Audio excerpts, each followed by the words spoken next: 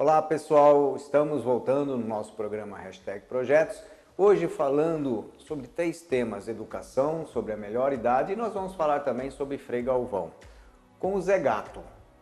Zé Gato, vamos então falar agora sobre a melhor idade. Como, e por que, apesar que você já começou a dizer, eu já percebi na sua fala o porquê que você é uma pessoa que se doa, Você vem desde o seu pai, desde a família, desde criança, trabalhou bastante pesado e ao mesmo tempo compartilhou com o pouco, como você falou, financeiro, mas muito de coração. Então eu queria que você falasse um pouco mais sobre esse lado de você estar junto com a melhor idade, ou seja, com os idosos, com os nossos velhinhos, por que não? Que todos nós, graças a Deus, se puder nos dar essa alegria de também estarmos lá, Com certeza, com certeza. Bom, gente, então o que eu gostaria de falar para vocês sobre a questão da melhor idade, desse momento maravilhoso. Mas antes, dizem que pessoas inteligentes não começam e nem falam fazendo perguntas antes, quando vai ter o seu discurso. Mas eu gostaria de começar, porque às vezes eu não sou tão inteligente assim. Eu diria, começar justamente com você, meu amado. Tá aí, olhando para mim. Como está o seu idoso? Como está a sua idosa? O seu papai, a sua mamãe? Eles estão na melhor idade. Mas será que eles estão com o melhor filho? Com a melhor filha? Com o cuidado? Os melhores? Porque são reis e rainhas que precisam, que se doaram, que abdicaram de tantos sonhos por você. Por você. Você pediu para nascer nessa casa, você pediu para nascer nessa família, você escolheu este pai, você escolheu esta mãe, e agora é o seu momento. Evidentemente que o seu idoso, a sua idosa, não vai ter coragem de falar isso para você. Por quê? Porque ele tem vergonha. Ele não tem coragem de falar isso porque ele tem medo de uma palavra mais pesada. A sensibilidade de um idoso é completamente diferente da sua, que é mais jovem, que está na idade da juventude ou até criança, não é?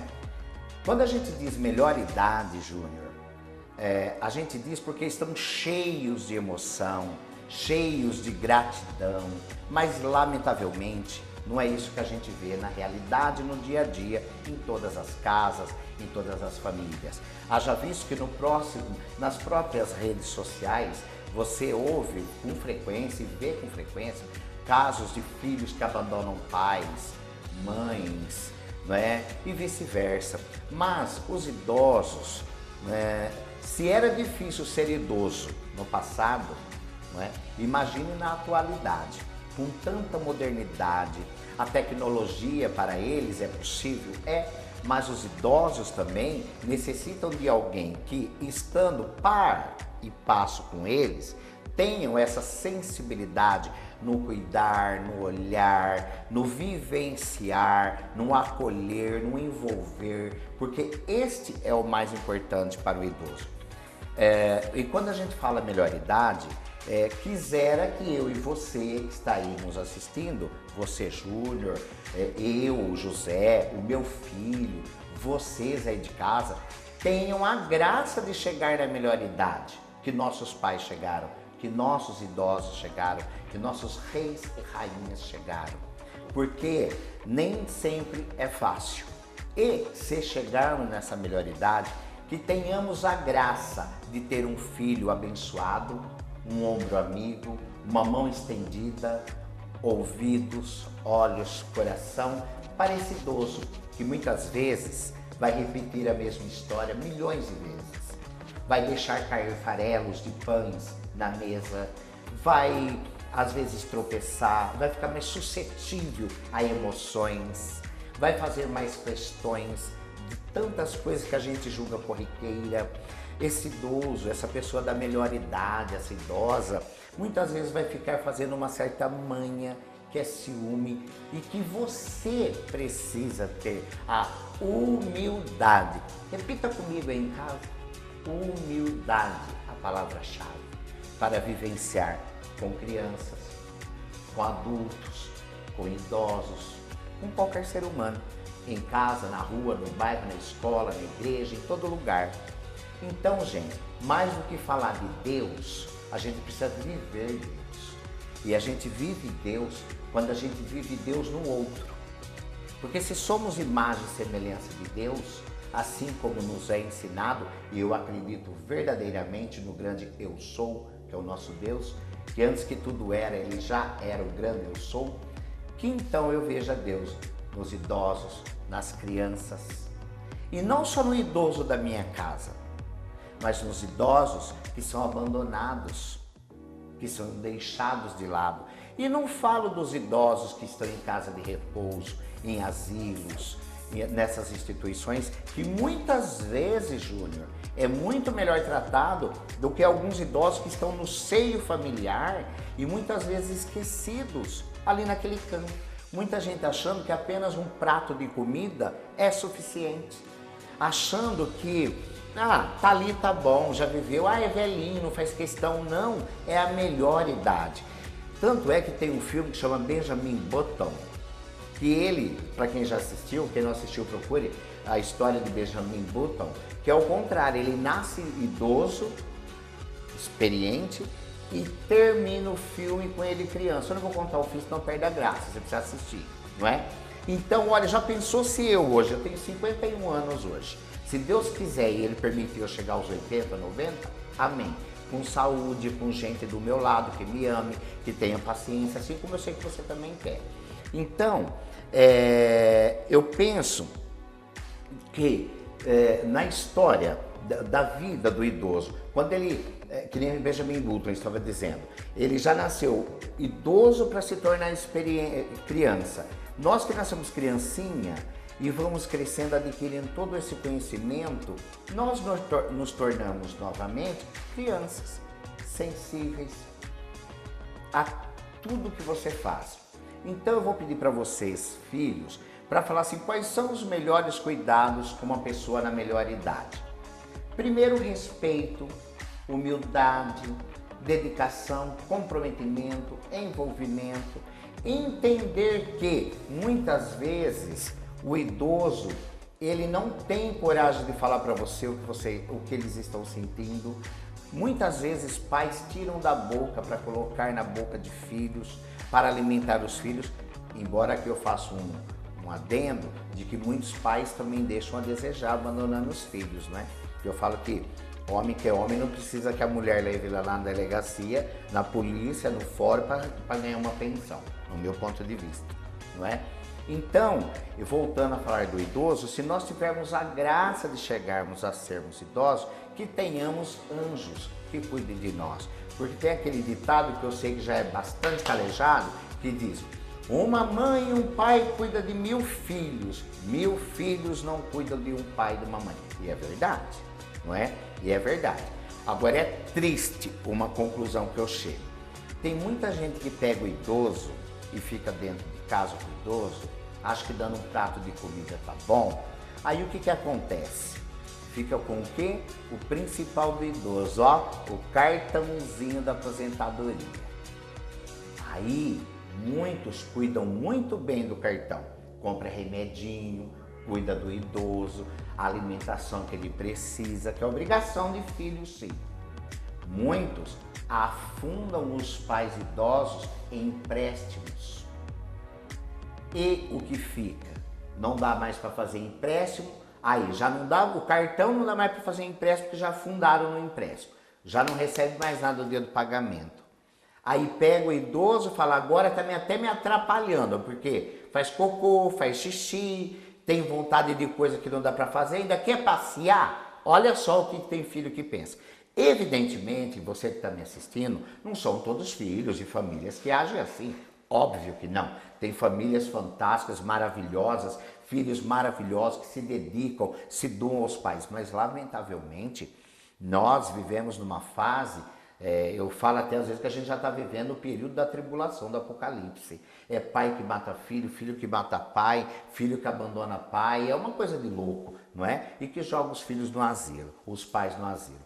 Bom, mas enfim, eu tive a minha experiência, eu sou casado com meu companheiro, não é? E eu e meu companheiro, o Roberto, minha mãe teve 9 filhos. Amo todos meus irmãos e sei que todos meus irmãos amam meus pais, com certeza.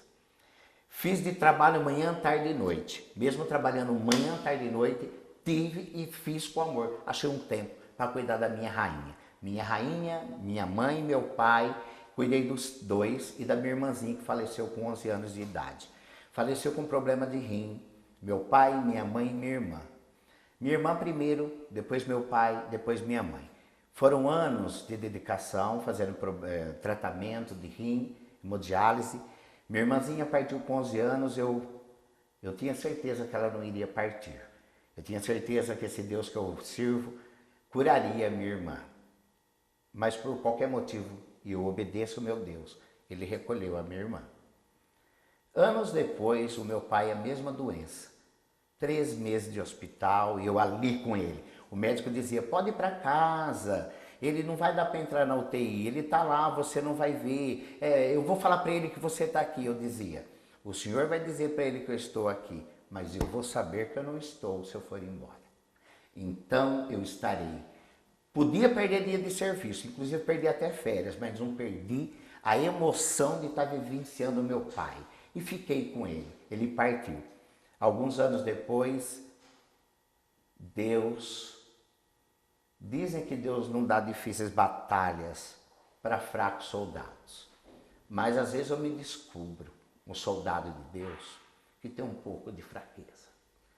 Quando a minha rainha ficou doente com o mesmo problema de saúde. E eu ali, naquela correria, ajoelhei e pedi a Deus, meu Deus, me fortaleça. Porque não é fácil. Eu já vi esse filme e sei o final. Foram mais 2 anos de luta.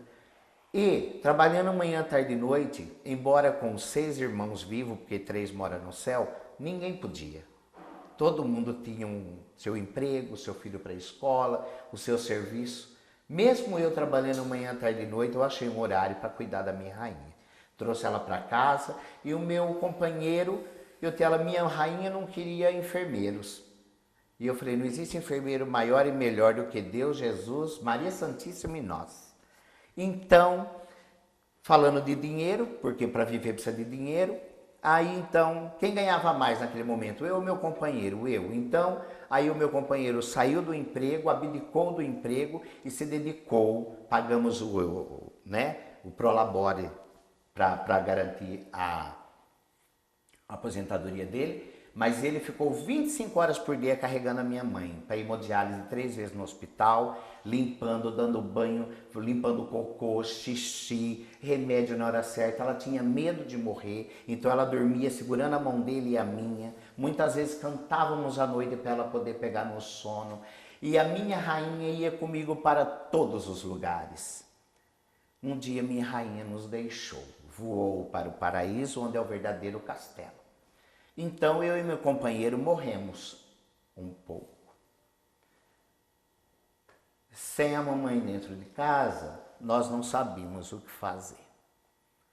Então nós lembramos que Deus nos exorta a olharmos para o outro como um pedacinho de Deus. Então eu comecei a ver Deus nas outras mamães. Quando eu olhava para outra mamãe, eu via a minha rainha. Aí foi quando eu fui para o Asilo São Lourenço, visitar a minha mãe, porque a minha mãe fisicamente, ela partiu deste mundo, mas a alma dela ficou dentro de mim e naquela senhorinha que está lá no São Lourenço, que está no São Vicente, que está nas outras casas de repouso de Jaú e de todo o Brasil, de todo o mundo, que está em casa de filhos e filhas, que não dá o verdadeiro valor para o seu pai e para sua mãe, que depois vai chorar num caixão.